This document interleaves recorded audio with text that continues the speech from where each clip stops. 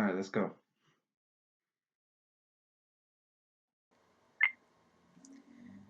Okay, so let's just hop right in. Let's just hop right in with our questions. So Mm-hmm. today I'm gonna start us off. I'm gonna interview the one and only, the man, the myth, the legend, known as the Fave Father, also known as my dad, Louis Robb. So we're gonna ask him a couple questions about how it all began, where it all began.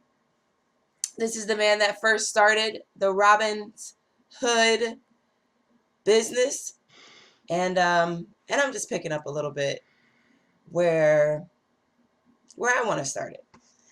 So let's start with did you always know you would be a barber? No, no, I didn't. I really didn't know until um, after I graduated high school. After I graduated high school, I was kind of tired of high. I was tired of school. I really didn't know what I wanted to be. It was a lot of people, um, saying what they was going to be. They was graduating. They was going to be doctors, lawyers. They was going into this. They was going into that. So, you know, I honestly did not know what I wanted to do in school when I graduated from school. I just wanted to, I kind of just wanted to work, but didn't know. But I prayed and I talked to God about it. I asked God because, um, I knew God knew, what I should do. So I prayed about it and I asked him, um, what should I do? And I remember him saying to me, like, well, what do you want to do?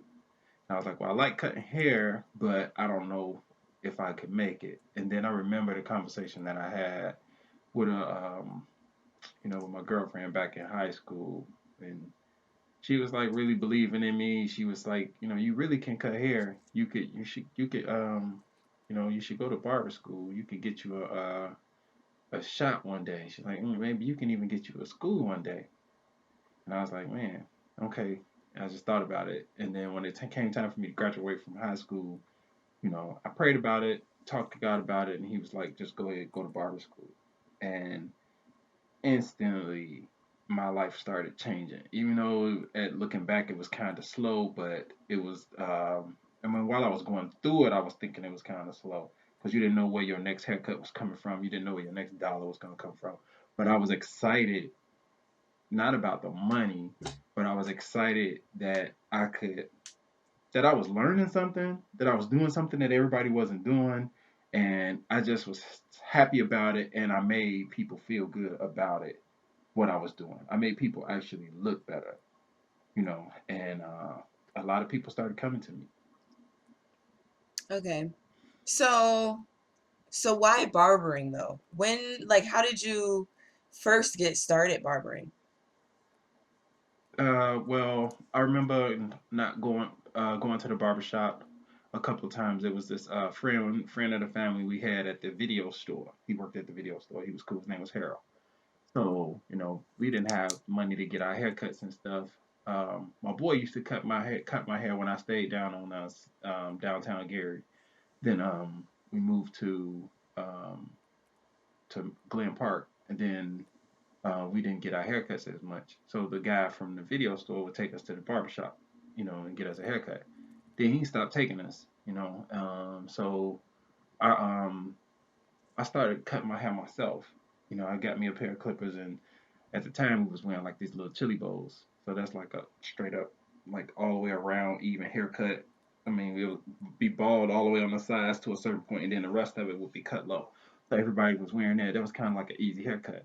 So, um, he wouldn't take us to the barber shop, and we ain't had nobody to really cut our hair. So I started cutting my own hair, and then I actually got good at cutting my hair. And then my mom was like, "Well, cut your brother's hair."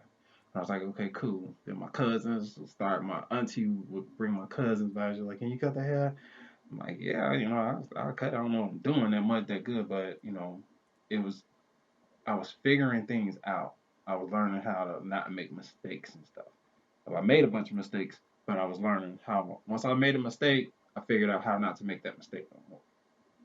You know. So So I really started getting good with it. when was the first time you did cut someone's hair? Like, do you remember that? Like, what was that When I like? cut when I cut somebody else's hair, Yeah. My brother. I cut my Marlon's hair. I cut Marlon hair first. Marlon was my first person. And then my cousin started. Then I started cutting my own hair. And then my boy was like, his name was Kenneth Well. He was like, man, can you cut my hair? I'm like, yeah. He's like, I haven't got my own clippers, man. Just cut it like this. And then like he'll tell me how he wanted his haircut. You know, I made a couple of mistakes, but he would talk me through it. He was cool with it. And I think I still got his number to this day. I need to call him. But yeah, he would walk me through, how to cut his hair. And because he had a hair in his, it was kind of, like everybody's hair is different. Like I was telling one of my students yesterday, I said, like your hair growth pattern to me is like your DNA. It's like a fingerprint. It's crazy.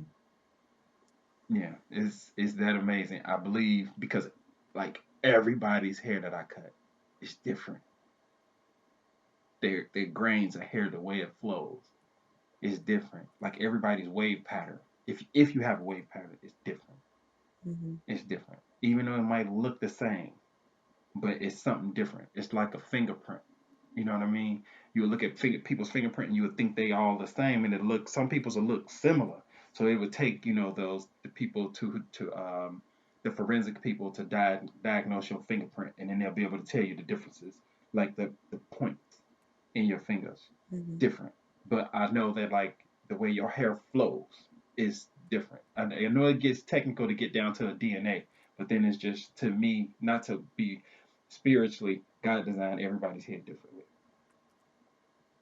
That's just the key, and you can see it in people's hair because that's the the swirl in people's hair where their hair like seem like it starts to grow from Mm-hmm. is different. It grows. It's in different spots. It's all over. It's be 1,000 different spots in the back of your head where that point can be. It could be in the top of your head. I got my cousin. He got two, one on each side, and it's spiral, and then it meet up in this side, then it goes straight to the floor like that. Which cousin is that? He got Troy. Oh, really? Really? Yeah, his is weird. And now That he's is strange. 45. It's starting to thin. He's starting to thin. He's 44. He's starting to thin. Man, But it looked good. But now he's growing a beard now. you I would got him never growing a know his beard. hair was strange like that because he always has a fresh haircut. I wonder why. He keep a fresh haircut. His waves be on point. Like my students, when they know he in there, they'll come and sit down and watch me cut his hair. Like, okay, Luke finna cut his hair. They be like, it looked like I put this like some black spray or some black chemicals or something like that in his hair, and then I taper it, and it'd be like bald on the side, and it'd Mm-hmm. be perfectly blended, and then he's so dark, and then this part right here is kind of light, and Mm-hmm. it just like when he get through getting his haircut, he look like he a little few shades lighter when I get through cutting his hair. But it's Yeah, but none of it's chemical though. But it is all just his natural because his hair is naturally just that black, like jet black, right? yeah, He his has hair is naturally jet black like that. great hair. And then it's how you manipulate the hair. Like you leave it long Mm-hmm. in certain spots, and then you cut it close in certain spots, and then you play off their skin and stuff like that. It just makes it look good, like they have chemicals or something like that in their hair, and people they just love to see, his hair. You get his hair cut. It's to him. It's always been like a treat. It's been a treat for him to come and get his haircut. Like he loved to get his haircut. Like he's not overboard with it, but it's just like how you treat yourself. Mm-hmm.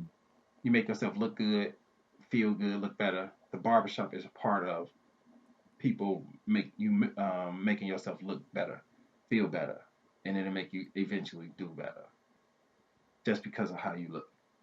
So when did you realize you could start actually like making a living from this, from barbering? When people start asking me, can they borrow money? That's when I started noticing that like how good it could be because when people start asking you to can they borrow money, that means that you're doing something. But I started seeing that like when I first like when I was coming out of not coming out of barber school, but being in barber school, I was 18 years old and I had just turned 18 years old. Like I'm telling you, I was like probably a few weeks at being 18, so I felt like I had a jump start because I graduated high school from like the day before my birthday. No, I graduated high school the day after my birthday. So I had just turned 18. But I had I started cutting hair and went to barber school, started was cutting and I started making money. I was getting tips, it was probably like maybe $5 or $10. At the time it was enough for me to, go to Aldi's and grab me a pack of pecan twirls, and I would drink a lot of water back then. So I would drink water, go to Aldi's, grab me a pack of pecan twirls, a couple packs and some pop, and then I still had a job. And then I noticed that I was making probably like $100 to $200 a week by the time I end up finishing barber school. I got with this one guy, and then he had a lot of friends that he did business with, and then they all had their own little crew that they did business with. So I started cutting, one of the main guys' hair, and then I started cutting everybody else's hair, and then the money started coming in. So I was making like a couple $100 a week, just for like $5 haircuts. And then when so I'm like, okay, this could be kind of good, and not really knowing that I could make a career out of it, but my desire and my drive to complete stuff. I was like, well, I gotta finish something because I graduated high school. I'm not in college, but I have to have something under my belt. So I'll have my barber's license, and then I'll figure it out from there. At least I'll have something. I'll be able to get a job, and I can make some money. Then I I took my barber test and I failed it. Then I took it again and I failed it. And then I had to talk to God about it again. I'm like, okay, God, this is gonna be my last time taking this test. I'm already embarrassed that I failed my test, and I I was embarrassed that I failed my test, and I was scared. But it was like, okay, I have to complete this thing. And then so I prayed about it, and then me and God had a good talk about it. I prayed the other times that I took it too, but this time I was like, I was gonna pretty much be done. I was gonna probably was thinking about stop cutting hair, but I was just gonna move. I wasn't gonna stop cutting, but I was gonna just forget it. I'm gonna move. I'm gonna go do something else. But I passed my test. I passed my test, and then I asked the guy that I went to barber school was working at this barber shop. Tyrone was working at Rod's barbershop, so Tyrone had got me a job at another barbershop that I could work, make money in, and then he got me a job at Rod. So I was working at Rod's. My first day, I made $100. When I got there, it was like 12 people lined up outside, and I know it was 12 people because I counted them. I was like, I stood up there and I was like, one, two, three. It was like 12 people standing outside. And I'm like, man, they waiting to get their hair cut. I'm like, man, that's what's up. So I got in there and then nobody came to me. Nobody. And then Shakara's cousin, his name was William, and he was like, man, you can cut my hair. So I cut his hair. He's like, man, he let me put a design in his head too. I don't know if you remember, but it was a brand called Car Canai. And I put the canai in the back of his head, and it was on from there. It was on from there. Everybody, he went to school, and they're like, man, who put that in your head, man? Like, man, do it down at the barber college. So everybody started coming to me.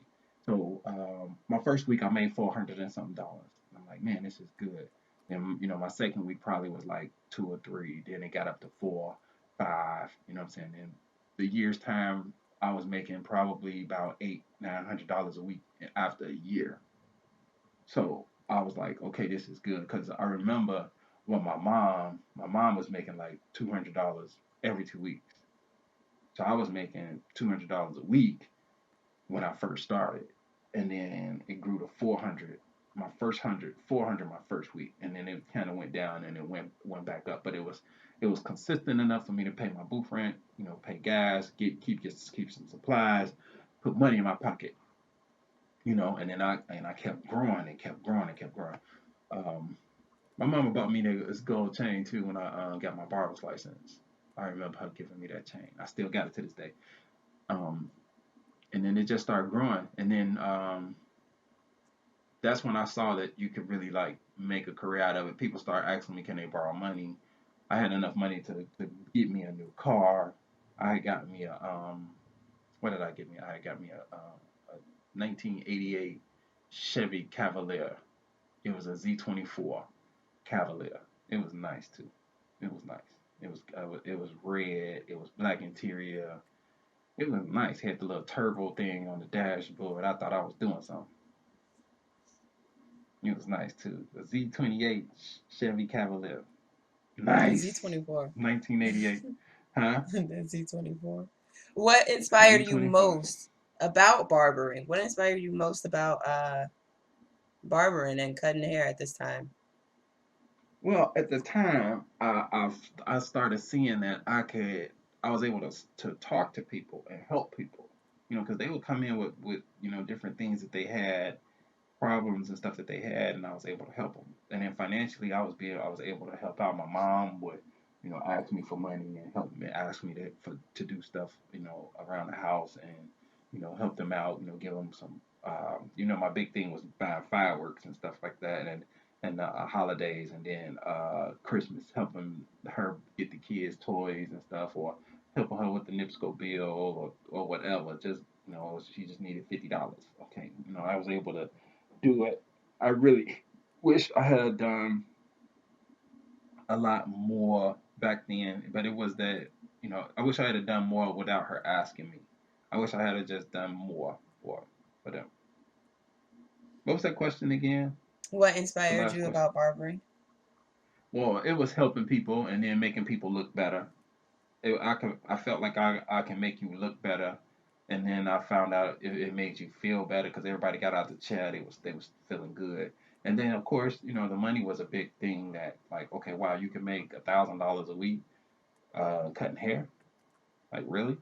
From cutting hair, you can make this much money. Like, I'll go home and like to have $400 your first week from just cutting hair was like, man, that's crazy. Or $100 your first day, it was crazy. And then like the potential of people kept coming and wanting to get the haircuts.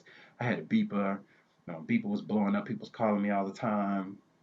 Just the fact that I was able to build a business off of this, I didn't think that it was gonna be nowhere near like what it is. And then for me to be able to go and open up my own business. Like, that was crazy. So I tell wasn't me thinking about. more about that. Hmm, Tell me more about that process. Like, how did you get started with your own business? Because at first you said you were working at someone else's shop, right? right. Yeah. It was the NIPSCO bill, which is a light and gas bill. So it was the NIPSCO bill that kind of sparked a change in me. Like, I seen this guy's NIPSCO bill. Me being nosy, I looked at the bill, and it was like $100 and some. And I said, man, that's all it is. I was like, I could do I could do that. I could afford that. I said, we make that on Friday, Saturday. Every Friday and Saturday we make that. And then one time he didn't pay the rent. The lady was looking for him. She came and looking for the owner, and she was like, "Did Rod leave the rent money with you?" And I was like, "No, he didn't leave it with me." But I'm trying to figure out like, okay, how much is it? She was like, "It's only $250." I said, man, That's two hundred and nothing. fifty dollars. That's all it is. I'm like, well, me and the guy, we paying $60, $75 in rent every week. You make that off of one of us every week. I mean, you make your rent money off us while you late paying the rent. And then the water had got cut off. We used to have to go across the street to the bar and get some fresh water and use the bathroom and stuff like that. It was just that was horrible. And the bathroom was nasty. It was just bad. It was bad. It was embarrassing. And then so when I seen those two, I was like, man, I can do that. I said, we make this on a weekend. I can afford that. And then the process thinking like, okay, well, how are you gonna be able to afford your bills at home, and be able to pay these bills at the shop? Because I had just got an apartment and stuff. So I'm like, okay, all right, well, 1 week I could pay my shop bills, 1 week I could pay my home bills, and then I got 2 other weeks left. And I was like, well, let me start finding a spot. So I started looking for a spot. I found me a building on 49th and Broadway, 4921 Broadway, and it was only $600 a month. And I was like, okay, well, cool. I can afford that because I could be able to pay this with 1 week's worth of work. 1 week's worth of work. If nobody worked with me, I'll be able to pay all of the bills for 1 week worth of work. And then for me to be able to pay my home bills, that was 1 week's worth of work. And then I had 2 weeks left over to just for other little things and stuff like that. And that's with nobody working with me. And then I said, well, I had 6 chairs in there. If I got 5 other people to work with me, that'll help me pay my bills. So I was like, all right, well, cool. I'm on my way. I said, worst case scenario, I move back home with my mama. or I moved down to Indianapolis with my brother if things didn't work out. But they did. So I ended up people was like, man, you get a shop, I'm gonna come work with you. I'm gonna come work with you. And I remember the one girl came. Her name was Candy Chambers. She was the first person that came. She was like, if you get your shop, I'm coming. And she came. So what was that? So what was that first? Uh, like that first step. What did that first step take to get started? What were those essential things that you needed to get started? Because I Well, feel I like, ended up saving. yeah. Go ahead. What was you gonna say? No, no, no. You go ahead. Go ahead and finish. I don't want to cut you off. Well, I had saved up like $5,000. I saved up $5,000, and then I had got a phone call. I don't know where I got this phone call from. Somebody was asking that I need some some barber equipment, or somebody told somebody or something. I don't know, but I got a phone call, and it was like, "You need some barber equipment." I'm like, "Yes, I do." And they had 6 chairs. They had 6 chairs. They had some hair dryers. They had a bunch of different stuff that I needed. I think I paid like $2,000 for it or something like that. So I had that equipment. Then I had some money left over. I was able to get the stations and mirrors and the little essential things that I needed to be able to have a shop. So I got the shop. I paid for my first month rent, gave them a deposit, got all the bills and got all of the bills and stuff turned on, like the NIPSCO, the water, the phone bill, stuff like that. I got everything turned on. Got my license for the shop. I already had my barber's license, did the application and everything. So they gave me a license for the barber shop, and then I started. I was there. I started. I had my $5,000, but I can see like to be 21, to be 21, and be able to have that mindset, like to be able to do it. It really wasn't me.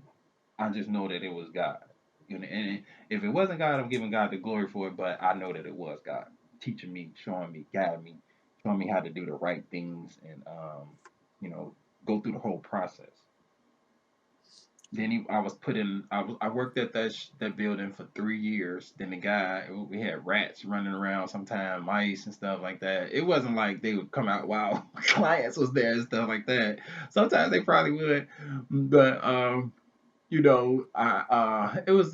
was a good thing, but it was like looking back, it was kind of bad because I ended up being in like an uncomfortable situation. Whereas like I didn't want to pay him the rent no more because it was leaking. The basement would flood with water from front to the back. I'm talking about from like the alley to the street. Like it was a big building and it would flood. So, and then one time it was a bird got in there and flew around and died. And got in there one day, it was a dead bird on the floor, and then with the rats and stuff. I'm like, man, you gotta fix this stuff, man. But he was like, I ain't gotta fix it. And then so I was like, well, I'm not gonna pay you your rent. So we went to court. I didn't pay him for 3 months, and we ended up going to court. And the judge was like, well, if he won't fix the stuff in the building, then you need to. He said, then you need to move, but you got to pay him for all the months that you was there. He said you can leave, but you got to pay him for all the months that you was there. So long story short, I ended up finding a building, and I paid. The guy didn't want to rent it; he wanted to sell it. And then I was about 24 years old, and then I had saved up. Well, since I was knew I was gonna have to pay him, I just started saving my money. So, and then I came up. I had $10,000. I had $10,000 to my name, and then the guy was like, "Well, I don't want to sell the building, but he said I don't want to rent the building, but I'll sell it to you." I was like, "Okay." And I was like, "Well, I can't. I tried. I really didn't try, but I didn't know how to get a loan from the bank. I did ask them, and they was like, 'No, you're gonna have to have your taxes, and you have to have this and that, and blah blah blah.' It's like, well, I don't have none of that. And then so I told the landlord, and he was like, 'Well, I'll be your bank for you.' He said, 'I'll be your bank.' He said, 'I'm gonna sell you this building with at 1% interest every month, at 1% interest. So 1% of what I owed, he added to the building every month, and that paid the taxes and insurance, and then gave him extra money every month. So that was understandable. So I put the $10,000 down, and I paid $1,000 a month for 22 months, and the building was paid off. That sounds like a great deal. That's a Victor Sweet deal. Great deal. Were you Yeah, it's so now you like a have sweet deal for the both of us. so now you have your business. So now you're on to your property ownership at this point. Mm-hmm. Um, Mm-hmm. I know that you have a lot to say as far as property ownership goes and stuff like that. That might have to be a session for another day. I just want to get in a little bit more into, this business and kind of building the business. So it sounds like, switching over to your own business. Like maybe it didn't take a lot, it didn't take much, like obviously it took some effort, but do you feel like it was overbearing or overwhelming, or do you feel like it was too much just to get those first steps started? Either was it, whether it was starting your own business or buying your own building, what did that feel like? It kind of felt like moving into your own apartment for the first time. That's kind of like what it felt like. And moving in an apartment with roommates. More or less. That's kind of like what it felt like a little bit. It was an anxious feeling. It was a nervous feeling. It was exciting. It was scary, all at the same time. All of it, but it wasn't scary enough to where it turned into fear. It was just the unknown. Like, okay, now I'm responsible and I have to make this work. How am I gonna make it work? You really didn't know, but experience teaches you a whole lot of different things. So like me being at Rods gave me a shop experience, and I worked at a couple other shops, so I kind of had the experience of how things were supposed to go. But me being the owner now was different. Like, okay, now you're the man. Like, you're the guy who owns everything. You the one that's responsible for everything. And then I'm 21 years old. 21. And then I had everybody, pretty much everybody that worked with me was older than me. Most of them, at least half of them was older than me. And then you're dealing with these people, but they respected you. They made sure they paid you every week, um, setting up a system and stuff like that. Okay, well, I knew you pay your booth rent once a week. I knew your bills come in once a month. I knew you had to clean up every week. Like some shops, they didn't get cleaned. I made sure my shop was clean every week. That was one of my things. I made sure that we was open from sun up to sundown. I made sure that we was open at least 5 days a week. It was kind of scary because you didn't know if you was gonna make it, but the numbers showed me that I could make it. Like I made enough money to be able to pay my bills and pay the shop bills um, on my own. But that's not what you go into business for. And looking back, I was learning things, just didn't know exactly what I was getting ready to experience. So it was a little bit fear. It was exciting. You got your own business, people coming to you, people paying you. Your name is up. I named my business after my daughter, Robyn's Hood. One of my guys was like, "Hey man," like he was like, "Well, what you want to name?" I'm like, "I don't know." I said, "I want to name it after my daughter." And he was like, "Well, what's her name?" I'm like, "Robyn." I was thinking about naming it Robyn's Hood. And he was like, "The name of Robyn's Hood. Robyn's Hood Beauty and Barbershop. Barbershop. Okay." And he was like, "Cool." So I was just kind of looking for that confirmation, and then so I got it, and then I named it after my daughter, and then I got a barber college, named it after my son, and I try to keep it like a family type thing. So tell me about that first day in your new business, your new building. What was that first day like? Nervous because we had to fix it up. I didn't really get to enjoy the moment as much as I would like, as much as I should have. I should have had a grand opening. You know, I should have had more exciting community events, but it was kind of nice because I really didn't know what I was doing at the time. I just knew I had to get a building, so I got a building. Not really understanding, like, dude, you buying a piece of land, like that's real important.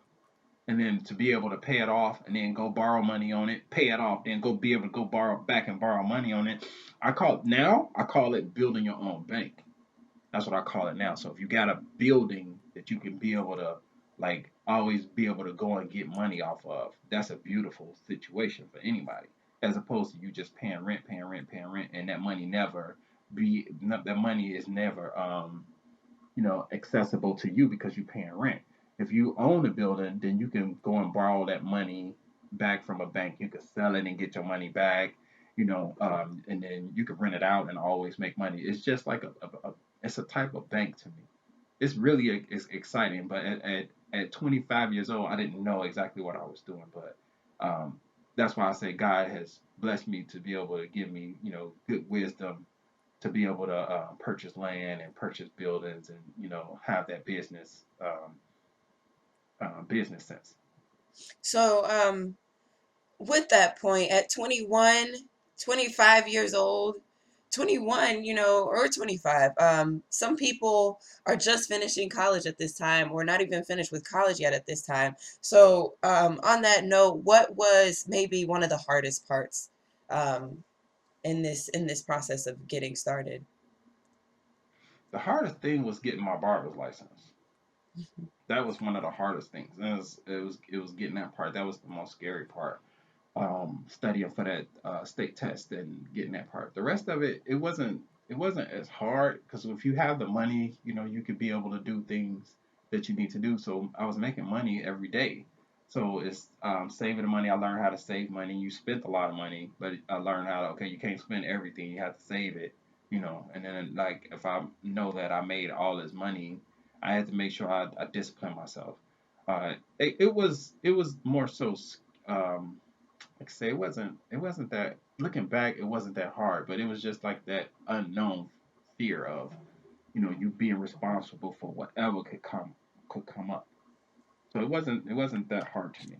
So we talked about like the kind of that unknown, um, like uncertainties. But what was the most rewarding part about this experience, about this challenge of getting started, or about the beginnings of your own business, or just in general about your own business at that You time? said what was that question The most again? What was the rewarding part.